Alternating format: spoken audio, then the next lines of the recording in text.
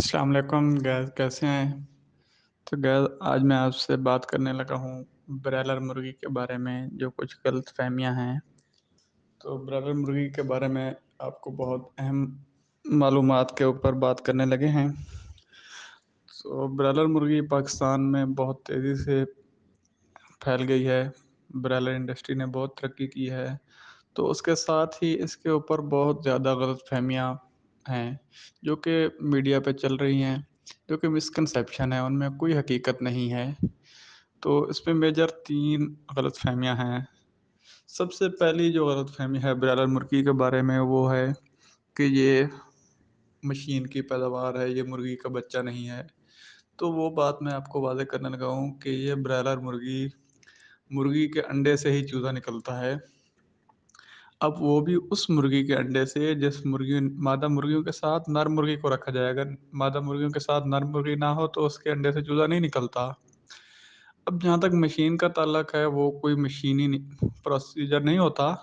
वो वही प्रोसीजर होता है जो 21 दिन में अंडा निकलता है, वही नॉर्मल 21 दिन में ही अंडे से चूज़ा निकलता है ब्रॉयलर का भी।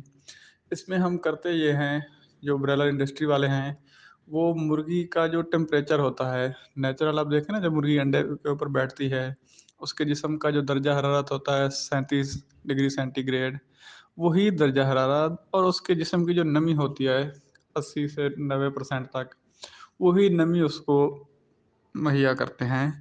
अब 80 से 90% नमी और 37 दर्जा हरारत जो है ना, 37 सेंटीग्रेड आप दे दें, वो आप किसी भी चीज़ को अंडे को दे दें, तो उनमें से चूज़ा निकल आएगा 21 दिन के ऊपर। यही ब्रॉयलर के साथ किया जाता है। हैचरी में वो चीज़ें जो एक नेचुरल मुर्गी में होती हैं, वो मसनूई तौर पे दे दी जाती हैं, तो उससे चूज़ा निकल आता है। दूसरी जो गलतफ़हमी है इसके बारे में कि ये 40 दिन में कैसे जवान हो जाता है। तो गैस उसमें इसकी 3 चीज़ें हैं। सबसे पहले है इसकी विरासत या इसको जिसको हम जेनेटिक्स कहते हैं, दूसरे नंबर पे है इसकी ग़िज़ाइयत, तीसरे नंबर पे है इसका माहौल। जब हम विरासत की बात करते हैं, तो विरासत में ये नस्ल दर नस्ल 1-2 ख़ालिस ब्रीड हैं, उनका क्रॉस कराया जाता है, उनमें से जो अच्छे चूज़े निकलते हैं, उनका क्रॉस कराया जाता है, उनमें से जो अच्छे निकलते हैं, उनका कराया जाता है। तो ये तीसरी नस्ल के ऊपर जाकर हमें कहीं ब्रॉयलर हासिल होता है, जो जल्दी से तेज़ बढ़ोतरी वाले चूज़े होते हैं, उनको हम सेलेक्ट करके ब्रॉयलर का नाम दे देते हैं। अब हम ग़िज़ाइयत की तरफ आएँ, तो ग़िज़ाइयत में इसकी खुराक में 70 से 80% तक मक्की इस्तेमाल होती है, जो जानवर तो क्या पाकिस्तान में इंसान भी बड़े शौक से खाते हैं। उसके अलावा इसकी फ़ीड में जो बाकी 20 से 30% बचता है उसमें कैनोला मील है, उसमें सनफ्लावर केक या सनफ्लावर मील यानी सूरजमुखी का है, उसके अलावा इसमें सोयाबीन मील है और इस तरह की चीज़ें इस्तेमाल होती हैं। अब कुछ लोग कहते हैं इसमें हराम अज़्ज़ा की अगर बात की जाए तो पहली बात तो ये देसी मुर्गी को देखें वो दुनिया जहान का कचरा खाती है। लेकिन जब ब्रॉयलर की बात आती है तो इसमें हराम अज़्ज़ा वो बैन है। कानूनी तौर पे उनके ऊपर पाबंदी लगी हुई है। कोई भी हराम अज़्ज़ा इस्तेमाल नहीं हो सकते।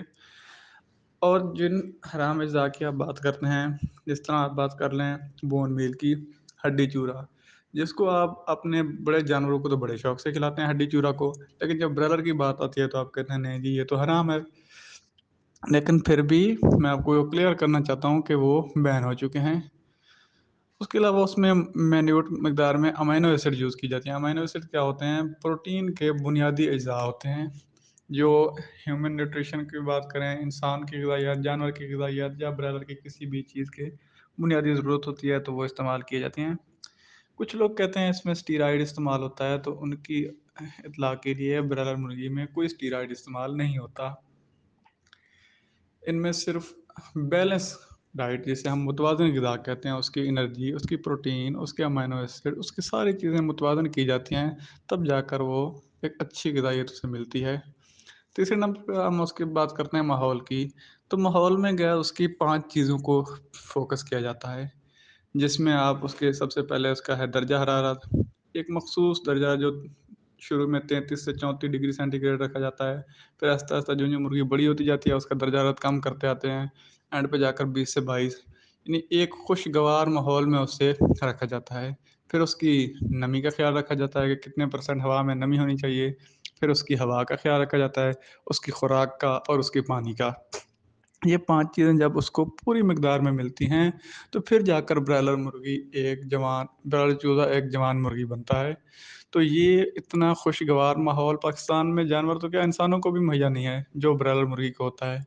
پھر ایک چیز اور ہے کہ اس میں اب دیسی مرغی کی دیکھیں نا، اس کو تو دن میں 8 سے 10 گھنٹے ملتے ہیں جو اس میں کھاتی پیتی ہے یا اس میں چلتی پھرتی ہے، باقی تو اندھیرا ہے، وہ بیٹھی رہتی ہے۔